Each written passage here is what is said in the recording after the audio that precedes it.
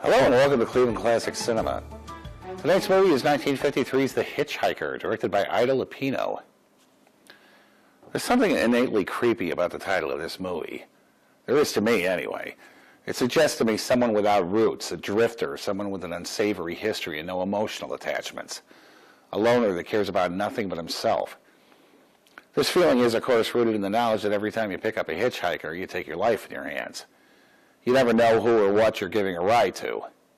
9 times out of 10, of course, the person you're giving a ride to is harmless, just someone who wants to get somewhere else with a minimum of fuss and bother. The other side of that coin is that if you're a hitchhiker, you never know who's stopping to give you that ride. You're climbing into the car of a complete stranger. There's a long history of hitchhiking being an extremely dangerous way to get around. Ed Kemper, California's infamous co-ed killer, found all but his last 2 victims hitchhiking. Although he was a huge guy that stood nearly 7 feet tall, he was able to project an affable, friendly facade that made his victims hop into his car without hesitation.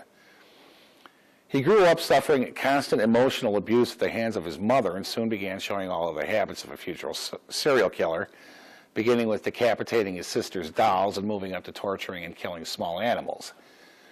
At the age of 15, he was shipped off to live with his paternal grandparents, not a smart move since his grandmother was just as abusive as his mother. One morning, he walked into the kitchen and shot his grandmother in the head with a .22 caliber rifle as she ate breakfast, stabbed her repeatedly, and dragged her body into the bedroom. When his grandfather returned from running errands, Kemper shot and killed him as well in order to spare him the pain of seeing his wife dead. That's what Ed said it was, anyway. When asked what his motive was, he shrugged and said, "I just wanted to see what it would be like to kill Grandma." He was sent to the Atascadero State Mental Hospital and there learned all about murder from his fellow inmates, as well as learning how to give the correct answers while taking psychological tests. When he was released, he was sent to live with his mother against his own request and the recommendations of his doctors. In an interview with him I saw in the documentary Murder No Apparent Motive, Kemper said he slowly built to his first serial murder instead of just going crazy and slaughtering whoever he picked up. He began by just taking the female hitchhikers he picked up to where they were going, and then little by little began to take increasingly roundabout routes to his destinations to see if his potential victims became alarmed. When that didn't happen, he began to carry weapons with him when he went out on his hunts, as he called them. He kept the gun under the seat, and once he got to a secluded spot, would pull it out and take his victims into the woods. He'd kill them out there and take either their bodies or in some cases just their heads home with him. He tells of once carrying a victim's head in a bowling bag up to the apartment he shared with his mother and passing a couple on the stairs going out on a date. They said hello to each other and he talked about the longing he felt at that moment, how he would have given anything to be out on a date with a woman instead of doing what he did that night. Then he took the head upstairs and he had sex with it. Kemper made it a habit to hang out at a bar frequented by local police detectives and would ask the ones investigating his crimes what headway they were making. He was well known at the bar and thought of, as he himself put it, a friendly pest. Although he claimed to have interfered in the investigation, I sincerely doubt he did. When asked by the interviewer if this helped him in his murder spree, he answered in the affirmative and volunteered that watching Joseph Wambaugh's TV show Police Story had given him a lot of insight as to how cops think. He became so confident, in fact, that he actually decapitated one of his victims right on the front lawn of his house one night. He would have gone on killing had he not come to the realization that the person he wanted to murder was his mother. He described her as a controlling and matriarchal woman who had made his life miserable. On the night he killed her, he told of coming home and sticking his head in her bedroom where she was reading a book. She looked up at him and said, "Oh, now I suppose you're going to want to talk all night." He shook his head, said goodnight, then went to his room, got a knife, and killed her. He spoke of humiliating her body, but didn't go into detail. What he did was decapitate her and put her vocal cords down the garbage disposal. Then he put her and threw darts at it. When he was done, he invited her best friend over for dinner, murdered and raped her, and then left town. He turned himself in, and today he's in prison for life. He said that he was tired of living out in the cold, but pointed out that there are many others like him that prefer living in the cold. I think it was that part of the interview that disturbed me the most. The thought that there are others like him out there that prefer living in the cold. That's the kind of person this movie is about. The Hitchhiker is that rare occurrence here on Cleveland Classic Cinema, a good movie. It's a simple story. Two men on a fishing trip pick up a hitchhiker and come to regret it very quickly. It's a very tightly directed, suspenseful movie. The best term I can think of to describe it is compact. There's not a wasted scene. Every single scene serves to drive the plot forward. Another interesting fact about this film is that it was directed by a woman. To this day, directing movies is pretty much a boys' club type of thing. Although independent movies are giving more women the chance to direct, at the time this film was made, there were virtually no female directors in Hollywood. The studios were run by men, and men made the decisions. Other than silent film directors like Lois Guy, Alice Weber, and Dorothy Arzner, directing remained the domain of men until Ida Lupino came along. Ida Lupino was born on February 4th, 1914 in London, England.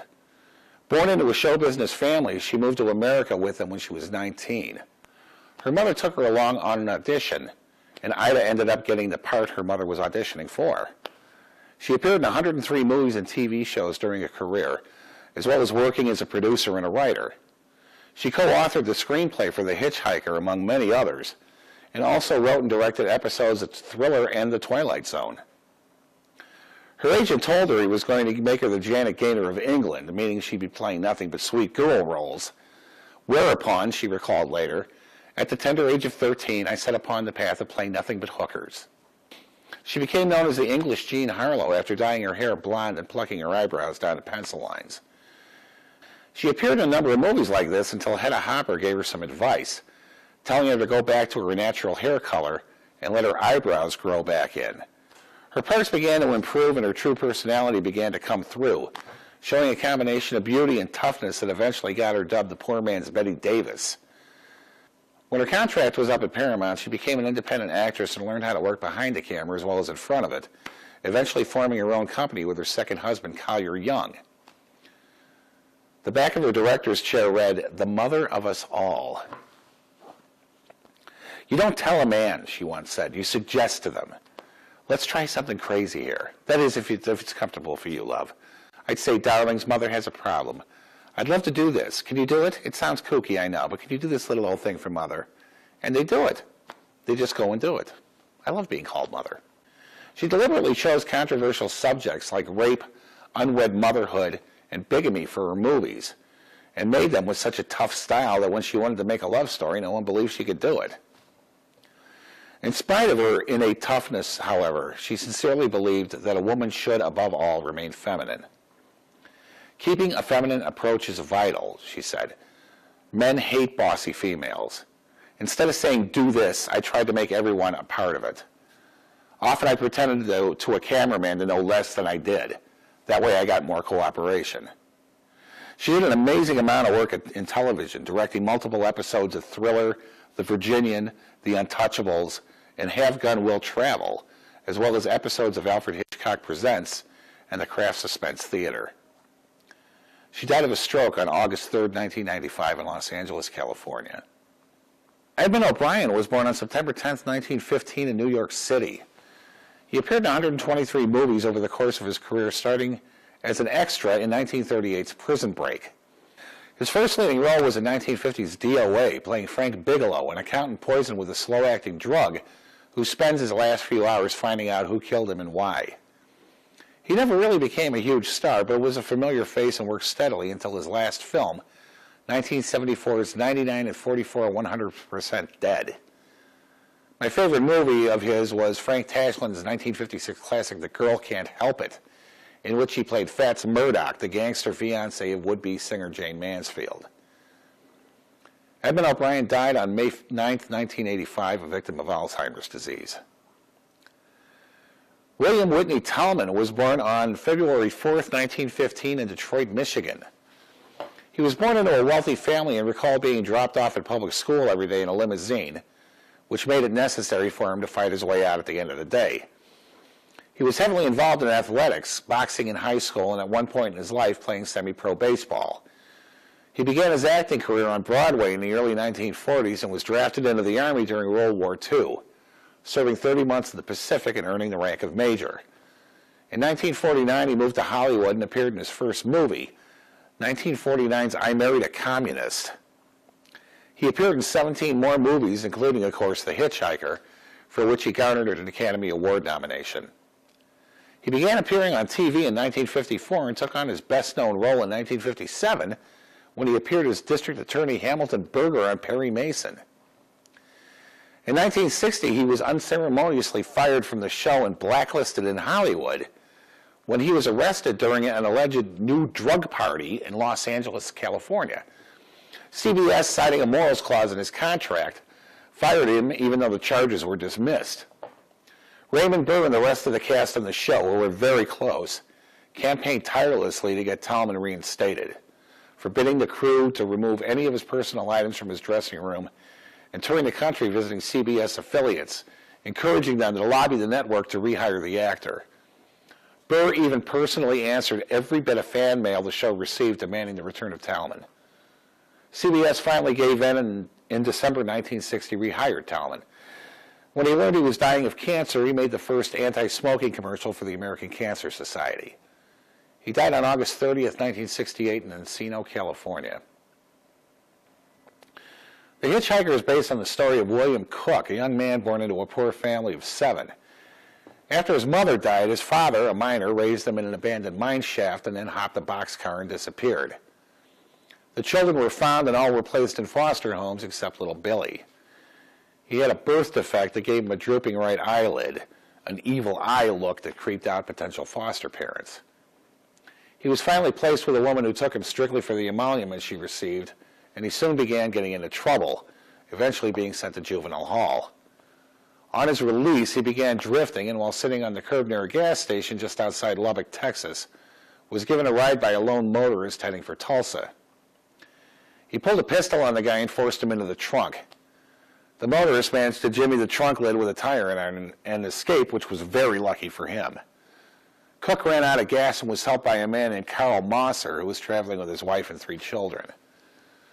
He ended up killing the entire family and their dog and taking the car back to his hometown of Joplin, Missouri, where he dumped the bodies down an abandoned mine shaft and then took the Mosser's car to Osage County, Oklahoma, where he killed another motorist and took his car to Tijuana, Mexico. Cook was captured there by Mexican Police Chief Francisco Morales and returned to the United States, where he was executed on December 12, 1952. This wasn't one of my happier intros, was it? One of the tougher things about hosting this show is trying to keep it light. When we show a movie like this, there aren't a lot of uplifting things to be said about it, and as far as getting something funny off about this subject, forget it. Serial murder isn't a topic that lends itself to humor, so that option didn't really raise its head. It would have been a little easier to say something funny if the movie bit, but it didn't. I apologize for the somber tone of this open, but I feel the intro has to fit the movie. Besides, we got the usual number of sucky films on the roster, so I feel justified in promising the next couple will swing right back into the usual territory. Killer Shrews and Screaming Skulls are just over the horizon, and although we may hit a detour on the way there, hang on for the ride. It may not always be fun, but I'll do my best to keep it interesting. So right now, sit back, relax, and enjoy The Hitchhiker, right here on Cleveland Classic Cinema.